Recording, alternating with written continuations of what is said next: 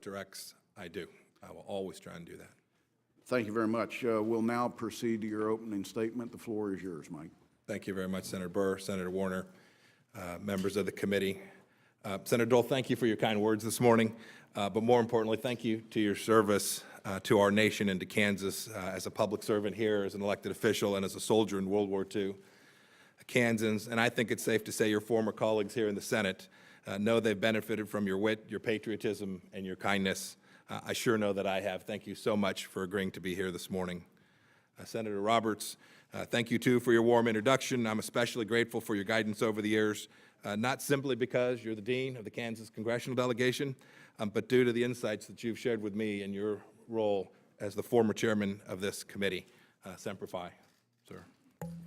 One time may have to leave early. I finally got a client. Senator Joel, I completely understand. Thank you very much for being here, sir. Chairman Burr, Vice Chairman, Senators, thank you for the opportunity to appear before you today as the nominee of the Director of the Central Intelligence Agency. I want to thank the staff of this committee, too, for your kindness and attention through the nomination process. I'd like to thank President-elect Trump for nominating me.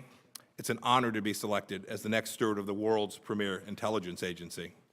I look forward to working with Senator Coach, the nominee for the Director of National Intelligence, and supporting him in his critical role should we both be confirmed. I also want to thank Director Brennan and Director Clapper for their many, many years of selfless service to our nation.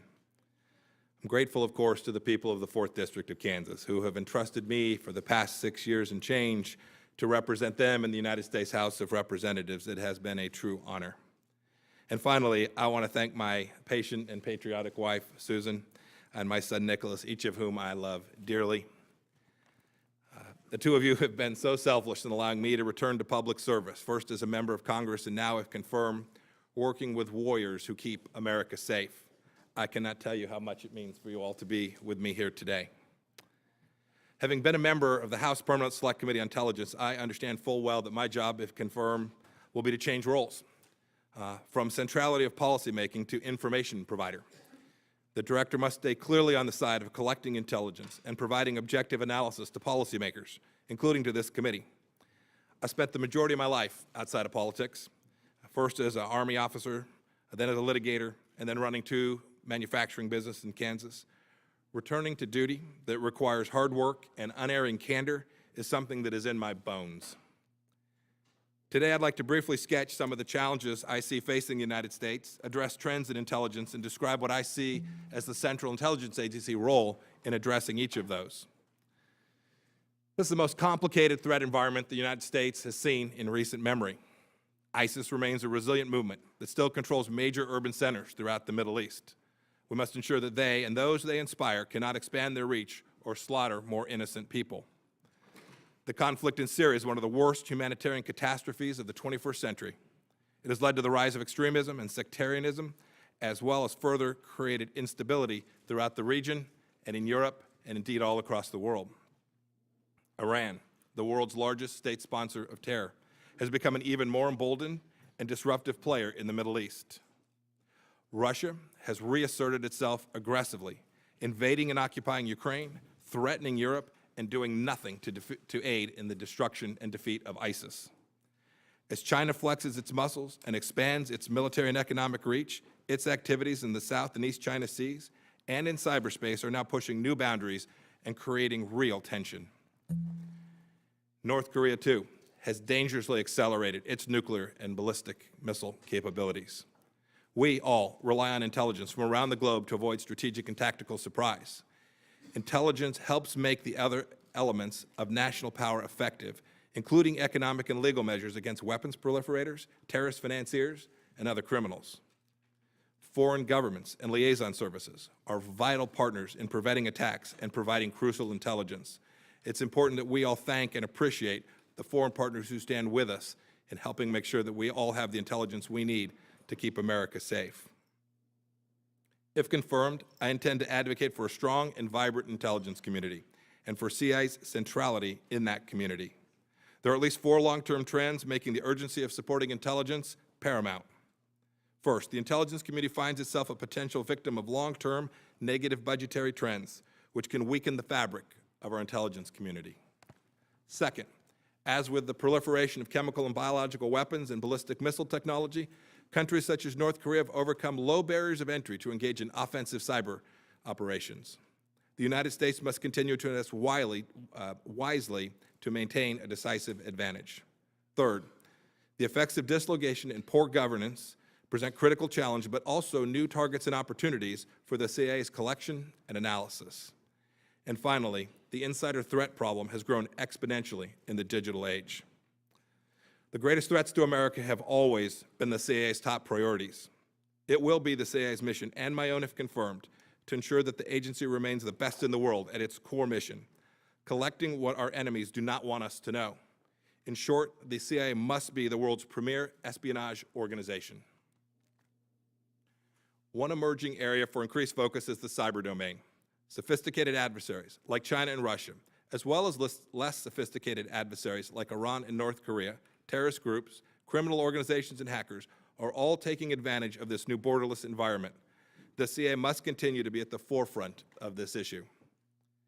As the President-elect has made clear, one of my top priorities, if confirmed, is to assist in the defeat of ISIS.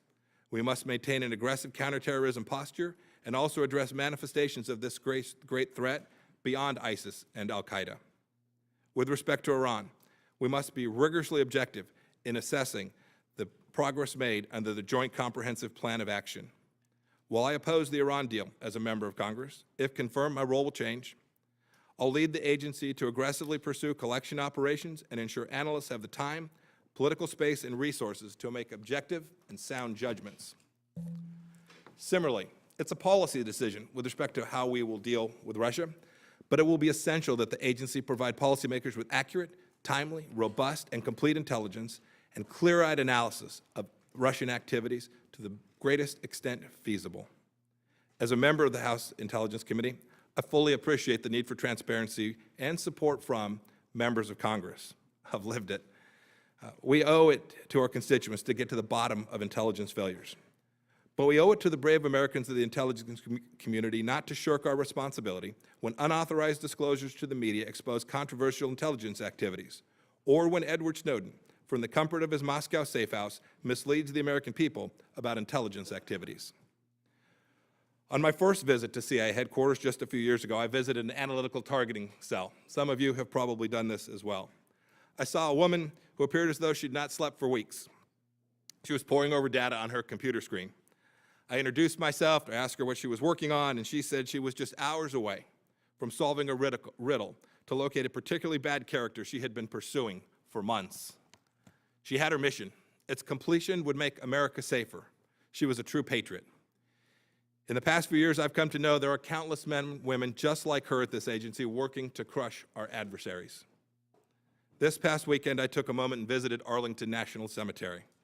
I've done this many times, but on this visit, I paid special attention to the markers that commemorate CIA officers who have perished ensuring our freedom. In so many places most Americans will never know, agency put themselves and their lives at risk. We know the sacrifices of the families of each of these CIA officers from our role performing intelligence. Those families sacrifice greatly as well. As I walked among these heroes, I was reminded of the sacred trust that will be granted to me if I am confirmed. I will never fail it. I'm honored to have been nominated to lead the finest intelligence agency the world has ever known, working to keep safe the people of the greatest nation in the history of civilization. If confirmed, I will be sworn to defend the U.S. Constitution for the third time in my life, first as a soldier, then as a member of the House of Representatives, and now to work with the President and each of you to keep America safe. Thank you all for the opportunity to speak with you this morning. I look forward to your questions. Mr. Pompeo, thank you for your testimony this morning.